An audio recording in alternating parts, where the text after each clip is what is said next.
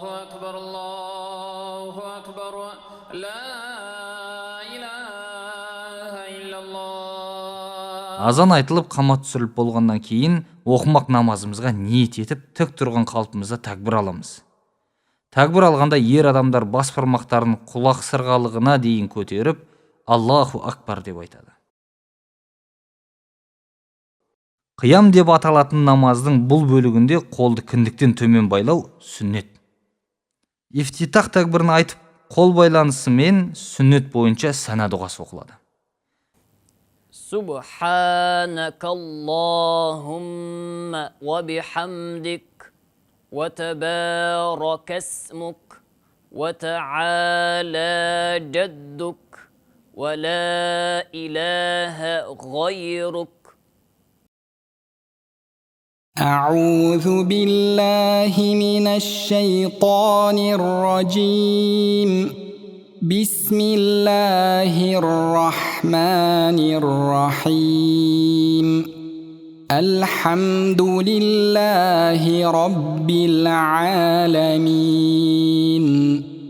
الرحمن الرحيم. مالك يوم الدين.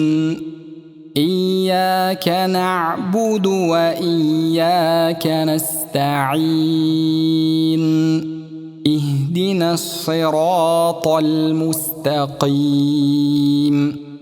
صراط الذين أنعمت عليهم غير المغضوب عليهم ولا الضالين.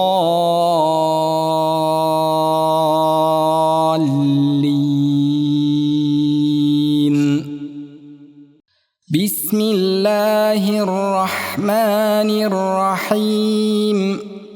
إنا أعطيناك الكوثر فصل لربك وانحر.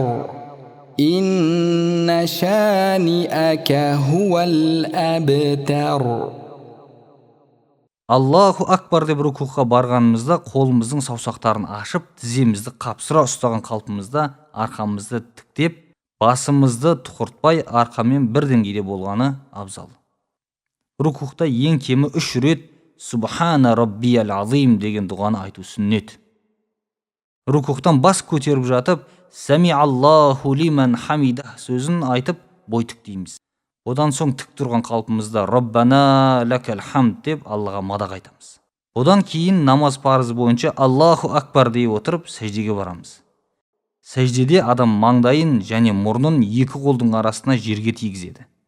Сәждеде ең кемі 3 мәрте Субхана раббиял а'ла деп таспих айтылады. Бұл сүннет.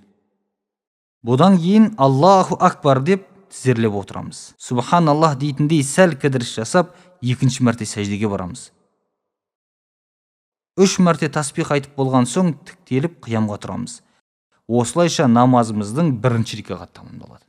Намаздың екінші рикағатында Бисмиллахир-рахманир-рахим деп бастап, ретімен Фатиха және қосымша бір сүре оқимыз. Бисмиллахир-рахманир-рахим. Алхамдулиллахи раббил аламин. Ар-рахманир-рахим. Малики яумиддин.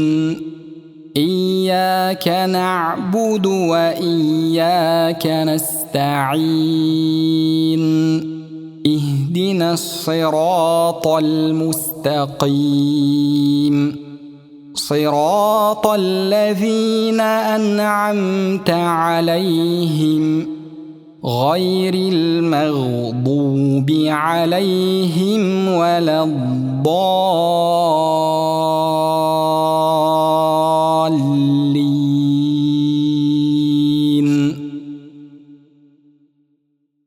بسم الله الرحمن الرحيم.